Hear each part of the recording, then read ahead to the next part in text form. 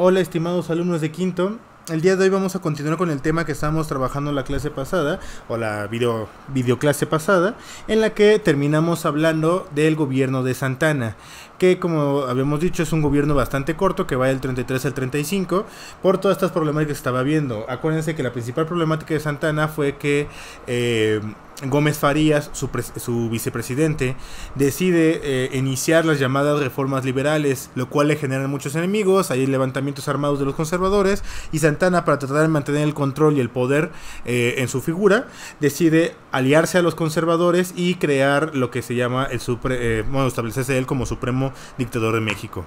Sin embargo, aún así en el 35, pues Santana va a terminar perdiendo el poder, ya que los conservadores van a empezar una serie de cambios en el país.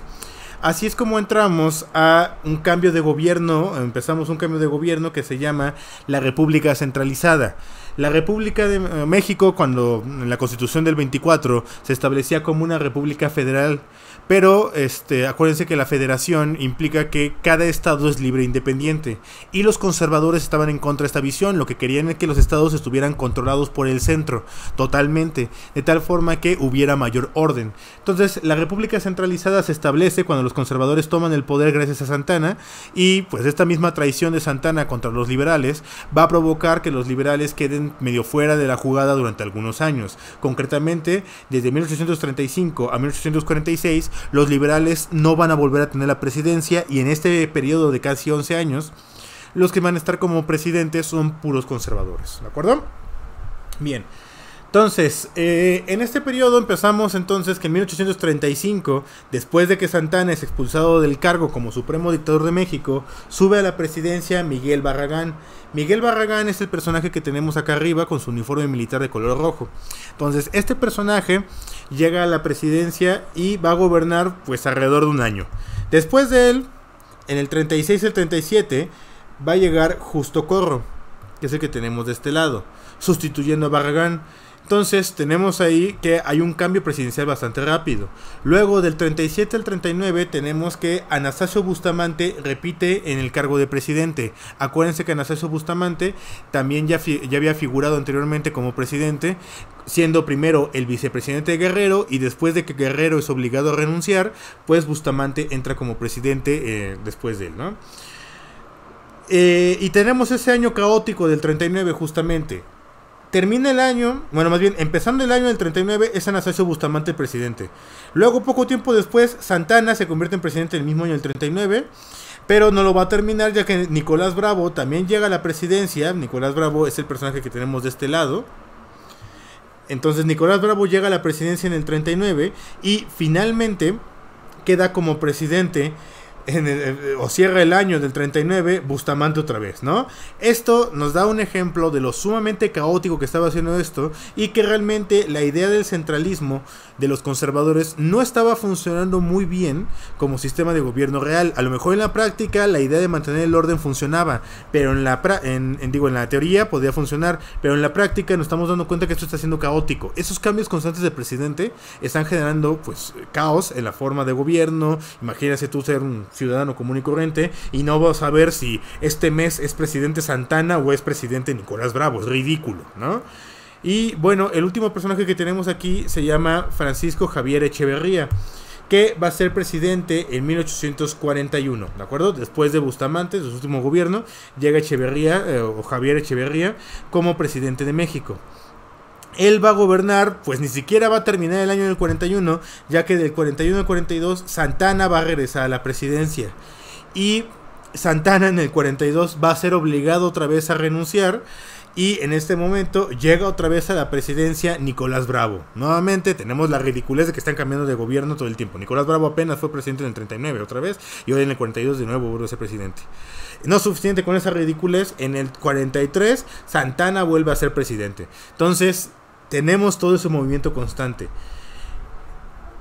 En el 43 tenemos un periodo extraño en el que se suspende como la presidencia de alguna forma, y empieza el gobierno, o empieza el año del 44 como presidente todavía Santana, pero Santana va a ser obligado a renunciar también, y en el 44 tenemos que llega a la presidencia José Joaquín Herrera, que es el personaje que tenemos aquí.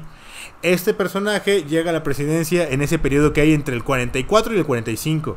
Pero no se va a quedar mucho tiempo, ya que también va a ser obligado a renunciar como presidente, y llega Valentín Canalizo, que es el personaje que tenemos acá. Como pueden ver, casi todos son militares o tienen ahí medallas militares, ¿no? Entonces Valentín Canalizo llega a la presidencia. Después tenemos a José Joaquín Herrera, que es el que tenemos de este lado, que va a llegar igualmente a la presidencia. No, perdón, este que tenemos aquí es Mariano Paredes, ¿no? José Joaquín Herrera es el que habíamos mencionado aquí primero. Entonces, José Joaquín Herrera va a terminar el año del 45 como presidente. Es ridículo, nuevamente, como en un periodo que va intermedio entre el 44 y el 45 tuvimos 4 presidentes distintos, ¿no? Bien. En el 46, entonces, ahora sí, Mariano Paredes llega a la presidencia y empieza a gobernar, pero ese año del 46 también es un tremendo caos, ya que Mariano Paredes Arrillaga, su nombre completo es Arrillaga, va a ser sustituido por Nicolás Bravo, que ya lo vimos anteriormente, y a su vez Nicolás Bravo a finales del 46 va a ser sustituido por José Mariano Salas. ¿De acuerdo? Entonces, lo que tenemos aquí es un verdadero caos político. Constantes cambios de gobierno. Y ustedes me podrían preguntar, ¿por qué tenemos tantos presidentes en un periodo tan limitado de tan solo 11 años? No hubo un solo presidente que durara ni siquiera 3 años completos, ¿de acuerdo? Y podemos ver cómo Santana va juntando aquí periodos presidenciales. Según algunos estudiosos del periodo, Santana gobernó durante 11 años seguidos, en 11 ocasiones distintas. Pero en esas 11 ocasiones distintas, con trabajos juntó 11 años de gobierno. Es ridículo realmente las veces que fue elegido presidente y las veces que fue también obligado a renunciar. Aunque algunas otras fuentes indican que solamente gobernó durante 6 ocasiones. La cuestión es que Santana es el personaje que más veces ha sido presidente de nuestro país, ¿no? Total, el resultado es que Santana está llegando constantemente a la presidencia, así como otros tantos. Nicolás Bravo también vimos que repitió, Bustamante repitió, cosas así. Es algo que es sumamente caótico. ¿Y por qué se estaba dando todo esto? Bueno, porque el mismo sistema de gobierno que implementaron los conservadores con la República Centralizada lo permitía. Vamos a ver cómo funcionaba ese sistema de gobierno. Bien. Una vez que los conservadores toman el poder en 1835, establecen una especie de constitución, por así decirlo, haciendo comillas, que se llama las bases y leyes constitucionales de la República Mexicana. Estas bases y leyes constitucionales de la República Mexicana son también llamadas en algún momento como 7 leyes, debido a que es un compendio, es un grupo de 7 leyes distintas que van modificando la forma de gobierno de nuestro país, llevándolo hacia un sistema más conservador o un sistema conservador de gobierno en 1836. Entonces estas 7 leyes son publicadas entre el 35 y el 36, ¿no? Van apareciendo la primera y luego se van desarrollando las demás. En conjunto entonces se les llama así, bases y leyes constitucionales, que son las que tenemos aquí. Está el documento de la impresión final de ellas. Como podemos ver, esta es una edición del 37 en la que ya estaban promulgadas todas estas leyes. ¿Qué decían estas leyes conservadoras? El primer punto importante es derogar la Constitución. No sé si alguien sepa qué significa este concepto, pero derogar significa que la Constitución de 1824, que era la que estaba en vigencia en ese momento, vamos a poner por aquí, de 1824, en este momento para los conservadores queda como anulada. No la desaparecen, no la destruyen, pero simplemente no va a ser tomada en cuenta. Está anulada esta constitución.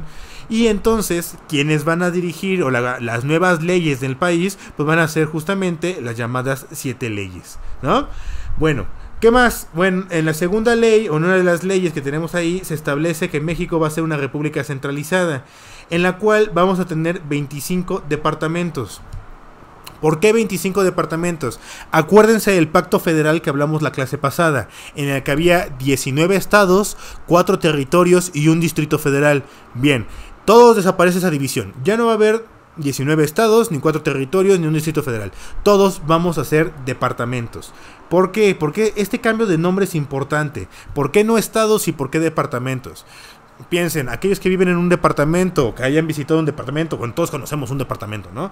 Los departamentos no son independientes, sino que están todos unidos en un solo edificio, y cada departamento forma parte de la estructura del mismo edificio. Bien, llevándolo eso al sistema de gobierno es la misma idea. Como estamos en una república centralizada, el hablar de un estado, si dijéramos estados, significa que son libres e independientes. Pero si estamos hablando de departamentos, es que no son libres, están limitados por el gobierno.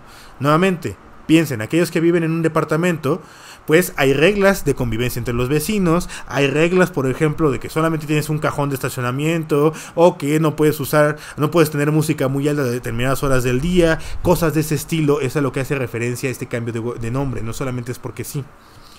Bien, a su vez, cada uno de estos departamentos va a tener algo que se llaman juntas departamentales, que básicamente es un grupo de consejeros que van a ayudar a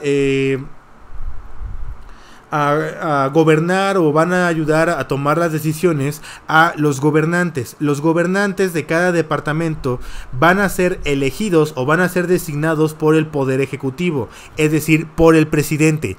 El presidente entonces es el que va a escoger a los gobernadores, no como actualmente en el que tú llegas y escoges, además del presidente, también escoges al gobernador. No, en este momento, en la Constitución, en estas bases y leyes constitucionales, quien escoge a los gobernantes en los distintos departamentos es el presidente. Todo esto con la idea de mantener el control. Bien.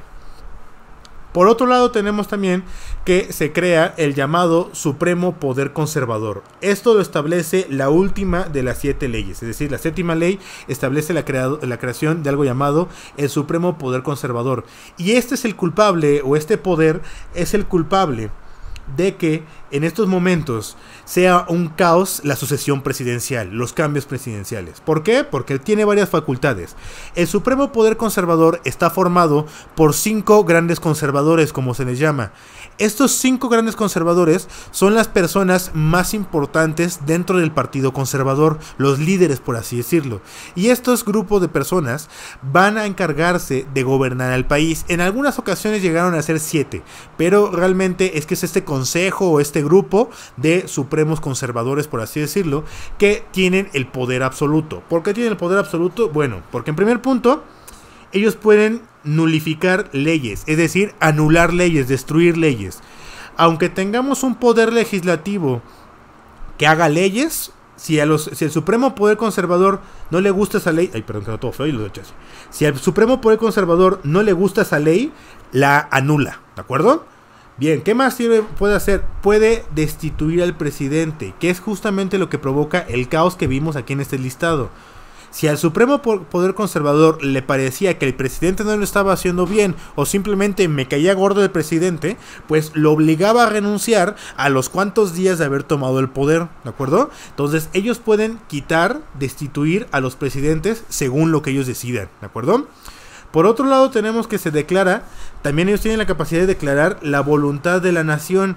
Esto es como un discurso político muy falso.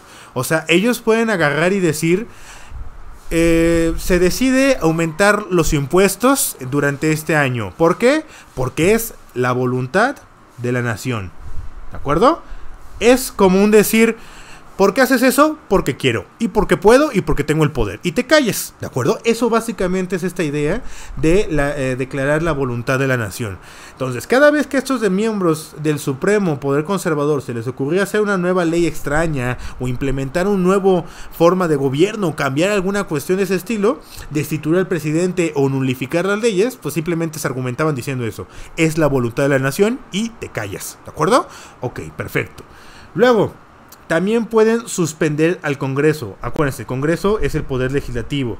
El Congreso es como se le dice al conjunto de poder de Cámara de Diputados y Cámara de Senadores. Entonces, si los senadores también están causando problemas, pues les pasa lo mismo que al presidente.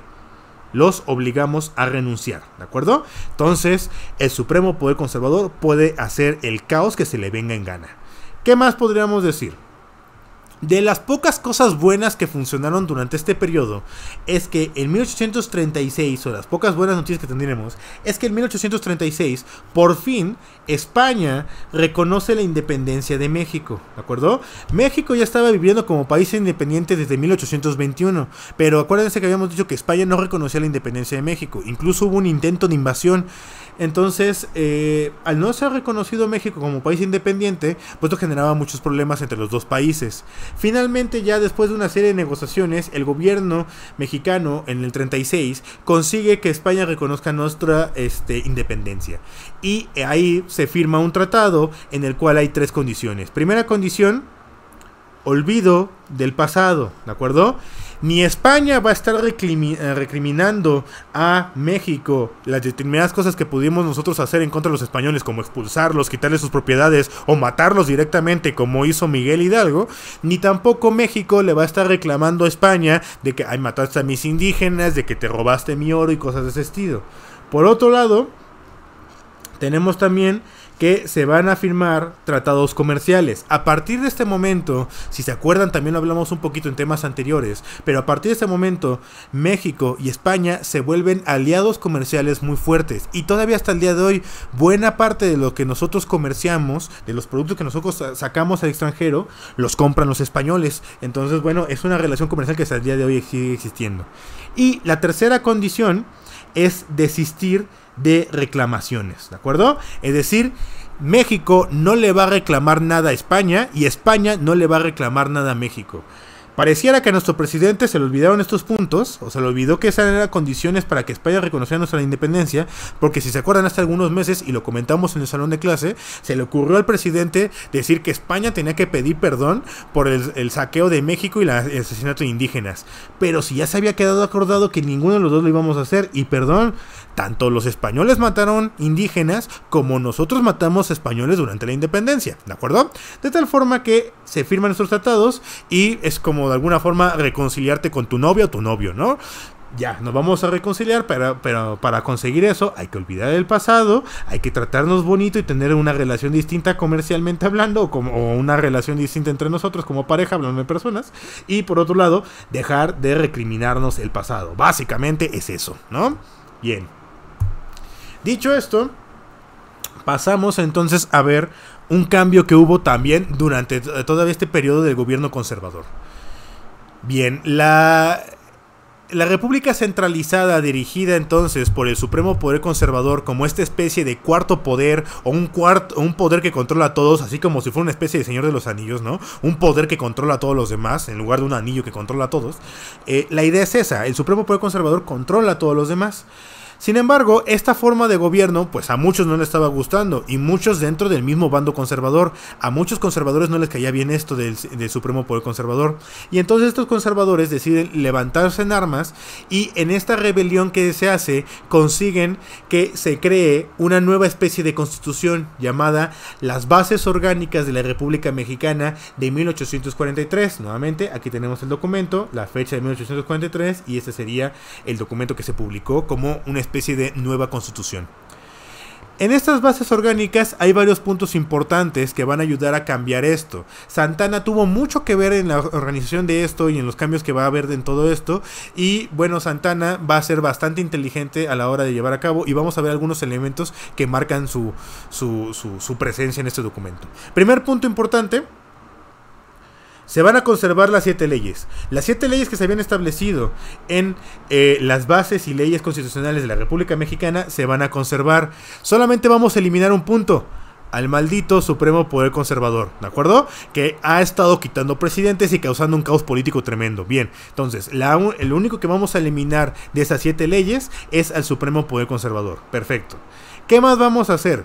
En este periodo, el gobierno mexicano, dirigido por Santana, por lo menos en estos primeros momentos del 43, se da cuenta que México está haciendo un caos para gobernarse y que hace falta que haya una estructura distinta de gobierno. Entonces, lo que deciden hacer es hacer subdivisiones de los departamentos, así como así hicieron los Los españoles, cuando crearon las intendencias, y si se acuerdan, cada intendencia tenía una subdelegación. A esto es lo que van a hacer en ese momento. Los departamentos van a ser fragmentados en otros niveles más pequeños. Los departamentos son fragmentados en distritos. Los distritos son fragmentados en partidos y los partidos son fragmentados en municipalidades. Esta superdivisión o esta subdivisión que existe de los departamentos va a permitir que haya más control sobre ellos mismos y de alguna forma poder administrar mejor el territorio, ¿de acuerdo? El encargado de estos va a ser un jefe, por así decirlo.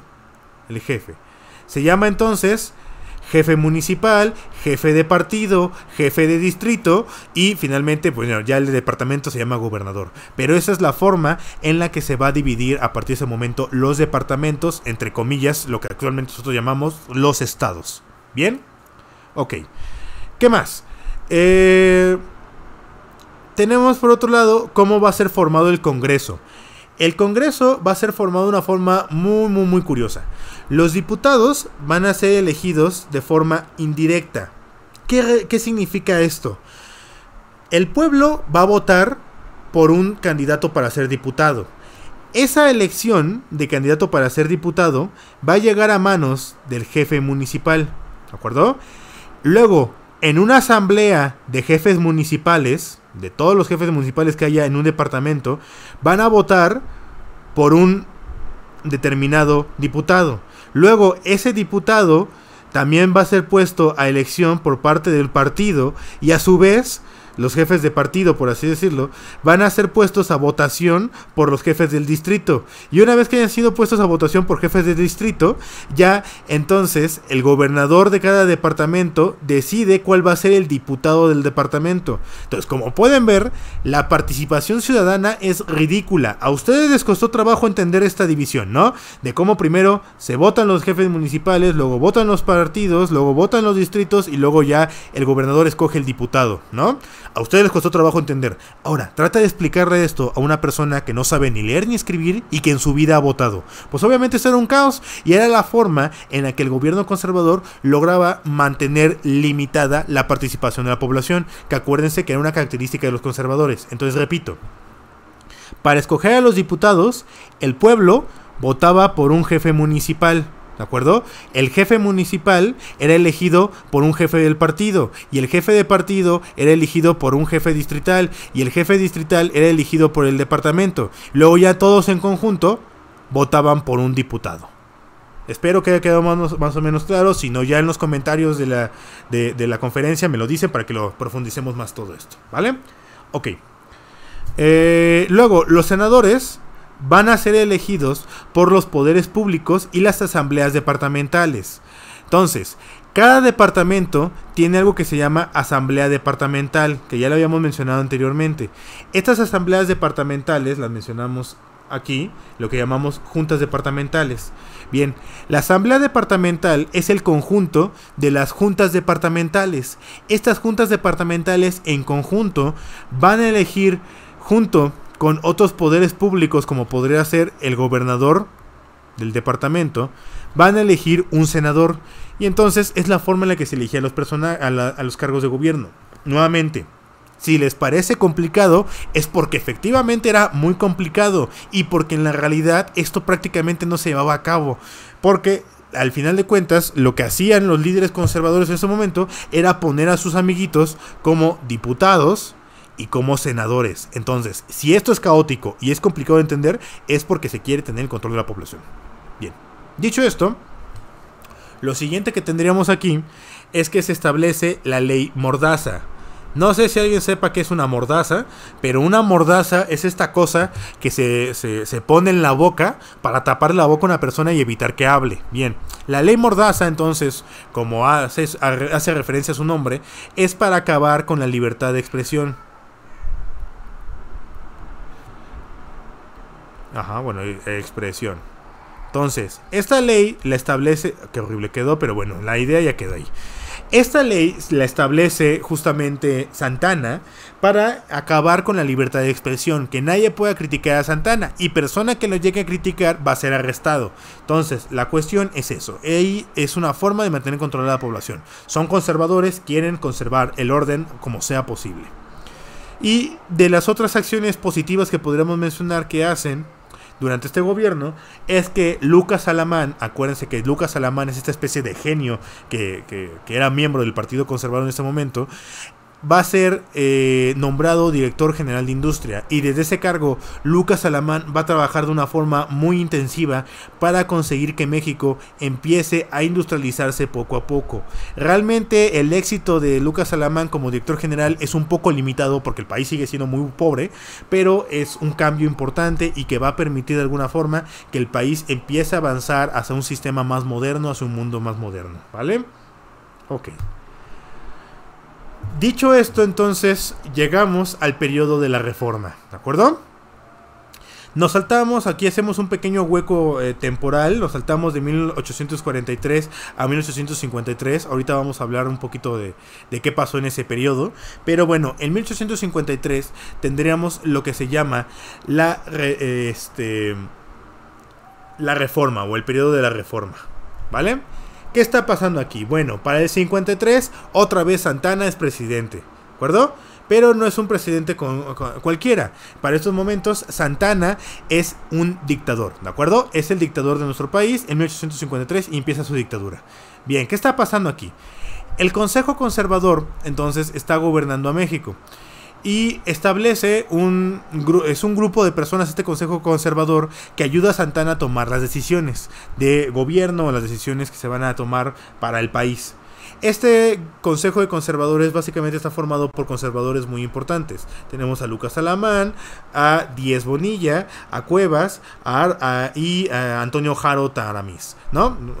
Tamariz, perdón. Entonces, estos 4 personajes son los miembros del Consejo Conservador y van a apoyar a Santana a tomar las decisiones, siendo el más importante Lucas Alamán, que no lo habíamos visto en imágenes, pero aquí está. Este es el señor Lucas Alamán. Lucas Alamán, entonces, va a ser el personaje más importante de este consejo, porque aunque son amigos Santana y él, este viejito que tenemos aquí ya es Santana, como podemos ver, pues está bastante desgastado. Ese es en su último gobierno, y aquí lo habíamos visto muy joven y bello en su primer gobierno. Vean cómo se ha demacrado el pobre tipo, ¿no? La cuestión entonces es que son amigos Lucas Alamán y Santana, pero Lucas Alamán es este ejemplo de buen amigo que no te dice sí a todo, que Lucas Alamán se le ponía el brinco a Santana, mientras que pues los otros 3 que tenemos aquí, Díez Bonilla y los demás, realmente solamente le dicen sí a Santana a todo lo que Santana quiere, pero Lucas Alamán se le pone el brinco y le dice no, eso no vas a hacer eso, se pelean y demás, pero realmente había una relación bastante fuerte entre ellos, bastante unida entre ellos.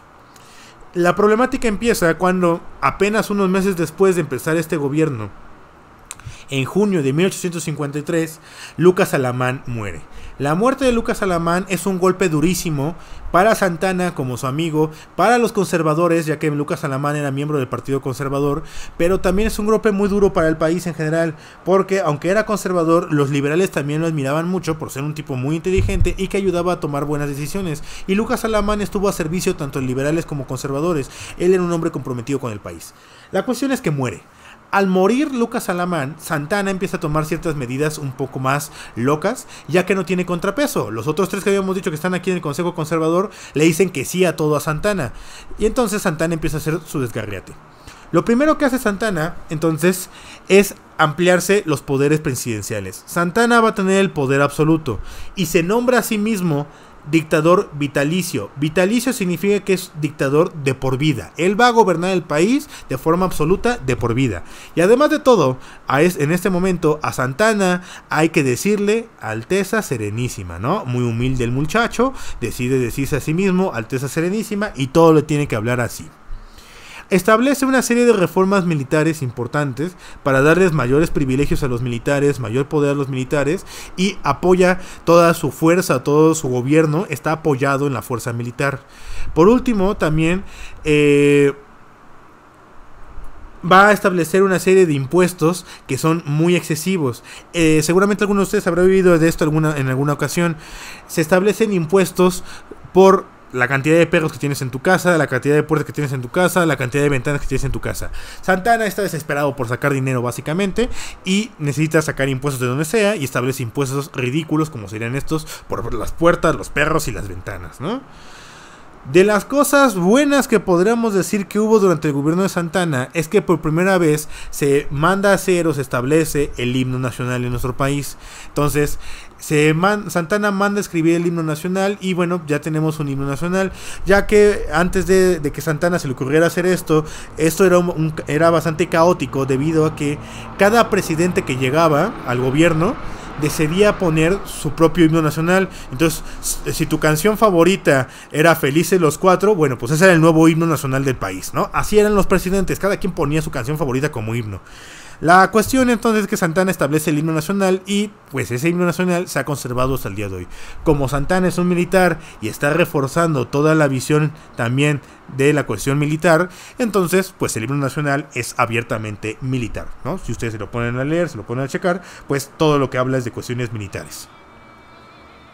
Bien, dicho esto, lo segundo que va a hacer Santana, que podríamos decir que es positivo, es la venta de la mesilla. Y aquí esta es la razón porque siempre se dice Santana vendió el territorio a los gringos. No, habíamos mencionado Texas lo perdimos en guerra, ya lo vamos a ver más adelante, toda esta guerra contra Texas y demás. Justamente el hueco histórico que dejamos desde 1846 al 54 es porque es un periodo muy caótico porque tenemos varias guerras. Entonces bueno, de eso vamos a hablar más adelante. La cuestión es entonces que Santana vende la mesilla. ¿Por qué vende la mesilla? Bueno, porque Estados Unidos, después de la guerra que hubo entre México y Estados Unidos, esto fue en el año de 1847, fue la guerra entre México y Estados Unidos. Bueno, del 46 más bien, fue del 46... Del 46 al 48 fue la guerra contra los Estados Unidos. Entonces, después de la guerra del 46 al 48 contra los Estados Unidos, en el 54 los estadounidenses vuelven a exigirle a México territorios. En esta ocasión los gringos se van por todo. Le están pidiendo a México Baja California, Tamaulipas, Nuevo León, Coahuila, Durango, Chihuahua y Sonora. Están locos, ¿no? Están pidiendo todo esto. Y los gringos dicen, ok, no te los vamos a quitar a la fuerza, te vamos a pagar. Te vamos a dar 50 millones de pesos.